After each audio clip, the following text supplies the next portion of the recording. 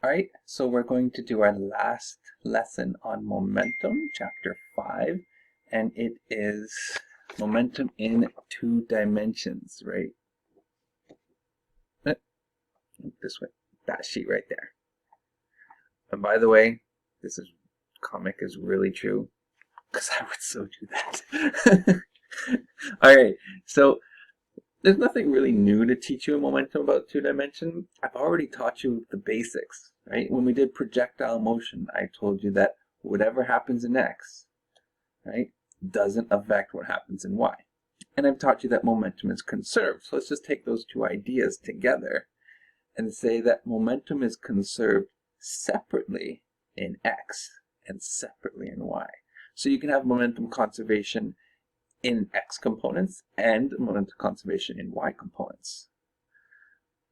Okay, and this is what we're going to do. There's really 2 ways of tackling this. We could make a triangle and do your either, if it's a right triangle, SOHCAHTOA, which would be nice, and our actual first example is a right triangle, but if it's not a right triangle, you can use sine and cosine laws just as easy. Okay? And then the other one is to completely split things up into components and force those right triangles. Because we like right triangles. All right, so let's just get started. Question 1 in the back. 2 automobiles collide at an intersection. One car has some mass traveling 45 kilometers per hour south, so this one. And the other car, some different mass, is traveling 39 kilometers per hour east, so this one. Why did the screen just go fuzzy?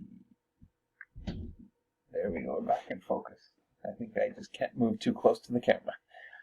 So bring this over here then. Okay, so one car with some momentum and one car with another momentum. We can label them. We'll call this P1 and P2. Label them whatever you want. Now you can probably guess what their momentum will be afterwards. Now it says they have a completely inelastic collision. What does that mean again? It means they stick. So here's a question. If they stick, in which direction are they moving in? Are they going to go this direction, this direction, this direction, or this direction?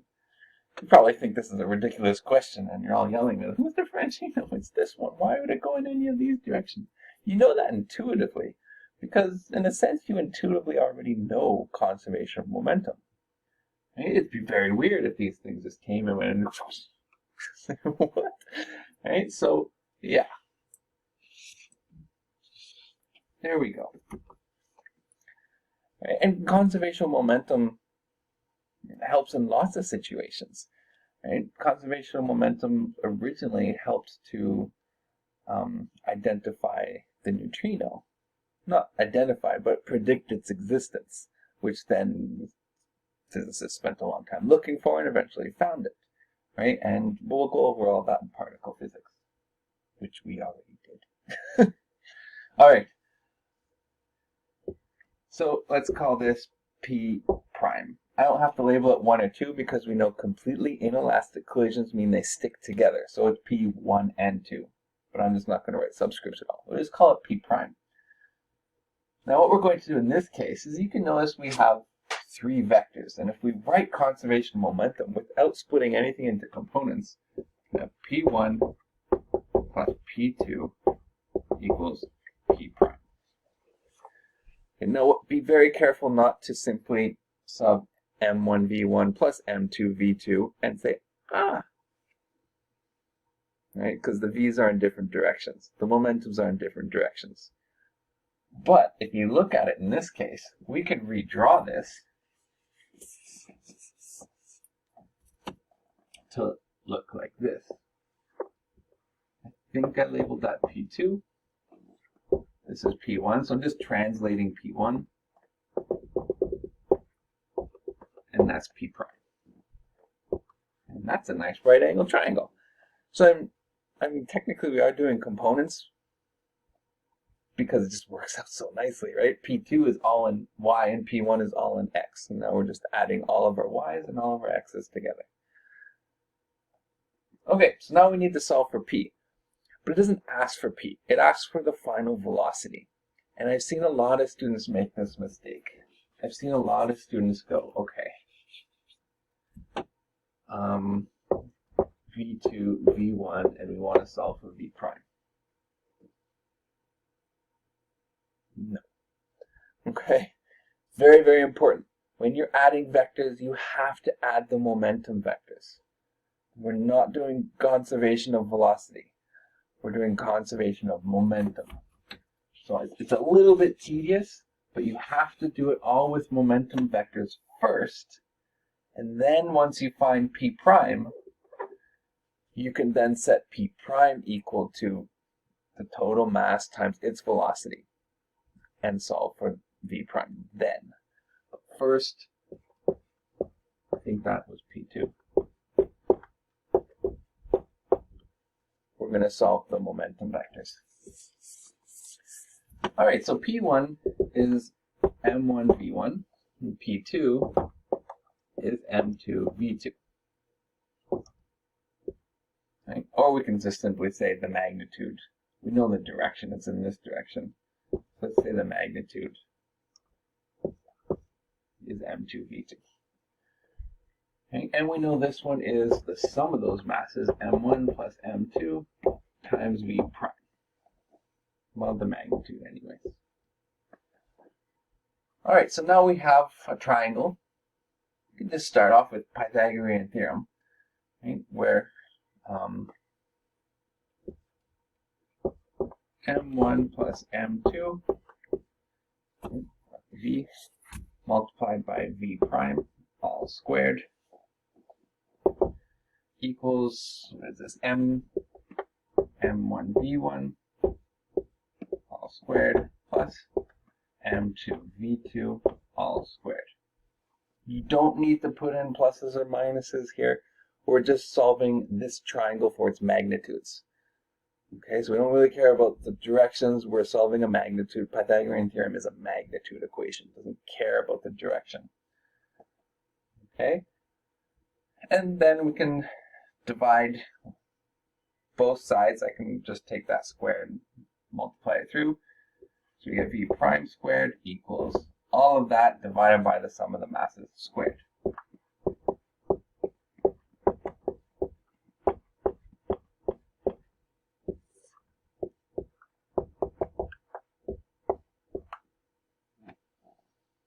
All right, and then you take the square root of both sides.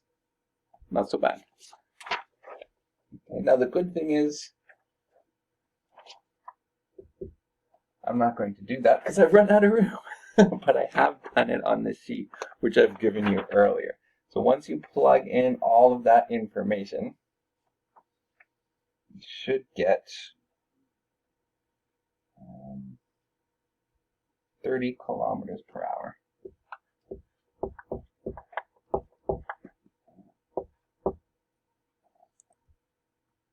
Okay, but we're not done the question, right? Because velocity is a vector, and all we found is its magnitude. So we need to go back here and figure out what this angle is. I'm just going to erase this. Now to figure out what that angle is, again, I still get students that will do, for example, tan theta equals V1 over V2. Okay, that'll only work if the masses are identical. Okay, it's momentum. Okay, sometimes I get students saying P2 plus P1 equals V prime. Again, don't put different units on the same triangle, right? They should all be momentum vectors, every one of them. So tan of theta equals opposite over adjacent, so the magnitude of P1 over the magnitude of P2.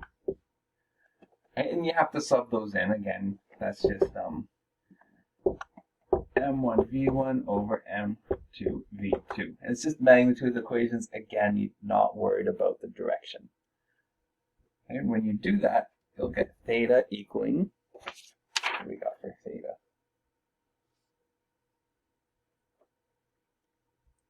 39 degrees.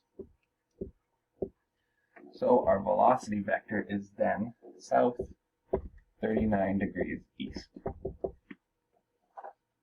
Okay, everyone all right with that? That's a fairly basic, simple one. And actually using this method of forming a triangle, even if that triangle isn't a right triangle, and just using sine and cosine law is actually the quicker method if you have two objects undergoing completely inelastic collision. Because you have two objects that, one vector, two vectors that stick to make another vector would perfectly add up. And so you can make a nice triangle and solve the entire system with one triangle. However, the next question is certainly easier, I think anyways, to use components. So the next question, we have two balls, each with different masses. Call this one 1 and this one 2. Similar to the question we did yesterday, except we're not going to have a head-on collision. We're going to have a glancing one.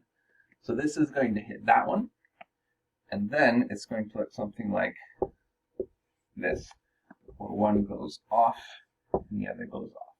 Right? So comes, hits, and goes off like that.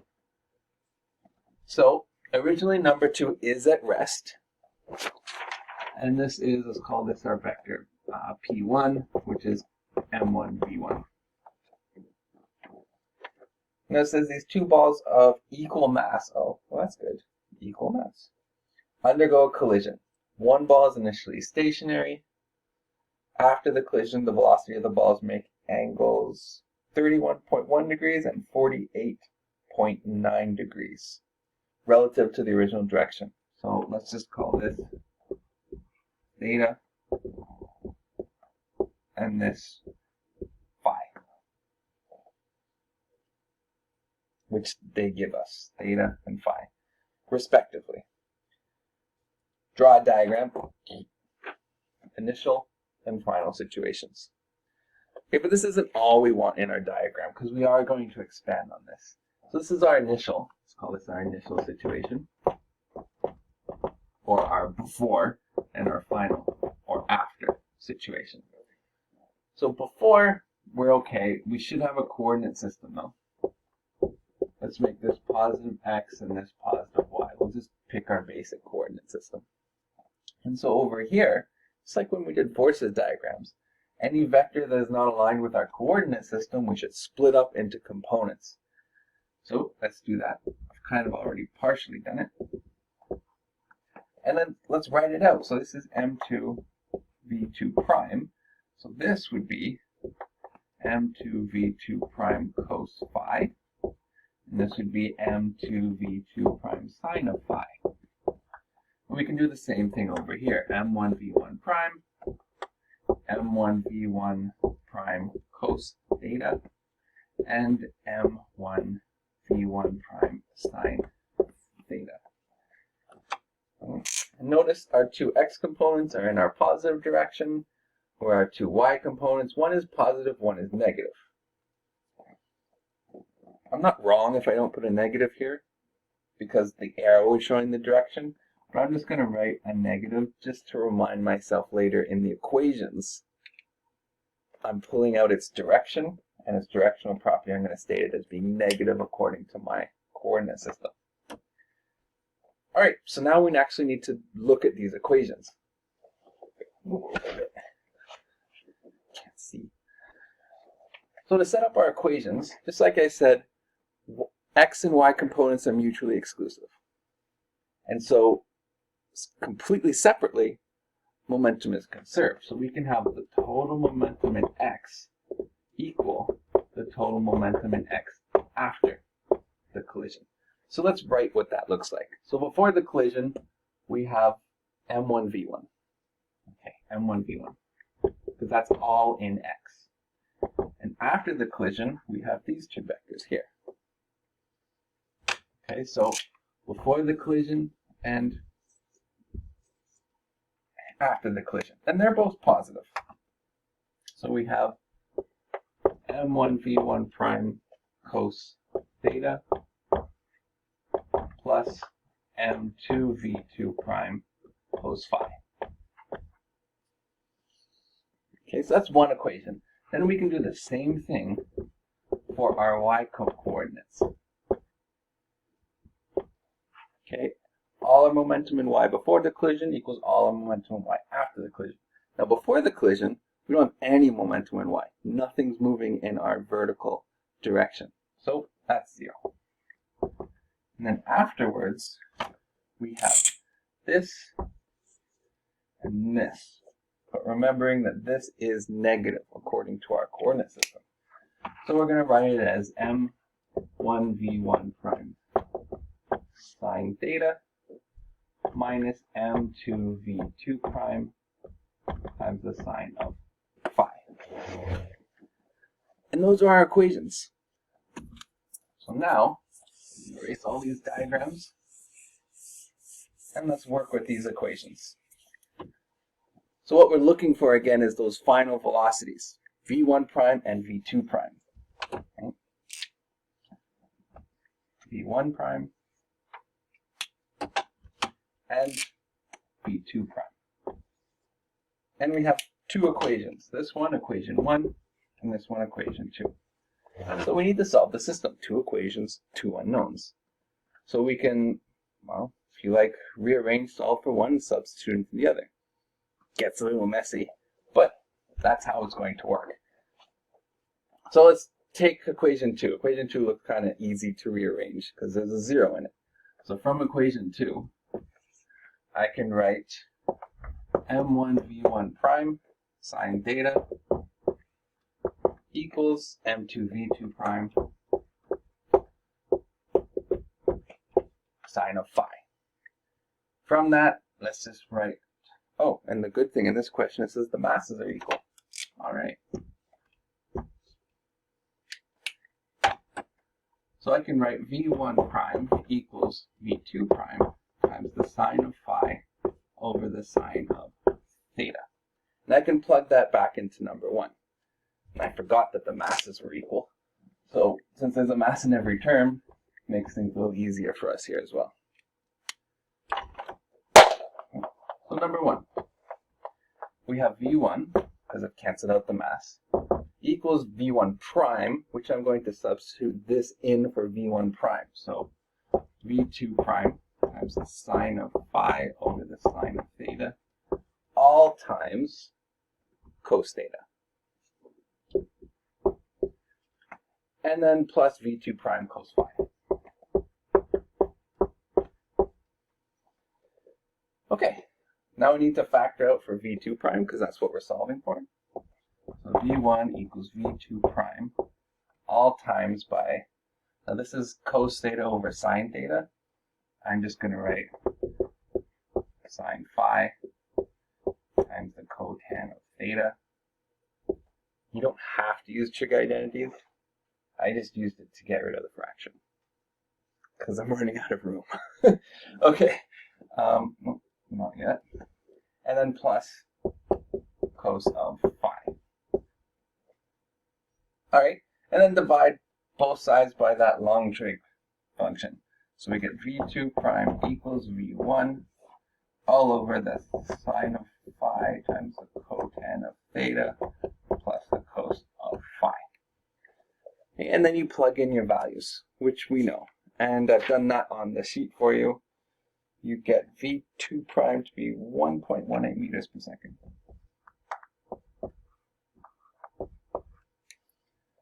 Then you can take v2 prime, which you now know, substitute it back right into here, and use your angles again to get v1 prime equal to 1.72. There you go. That's my right there.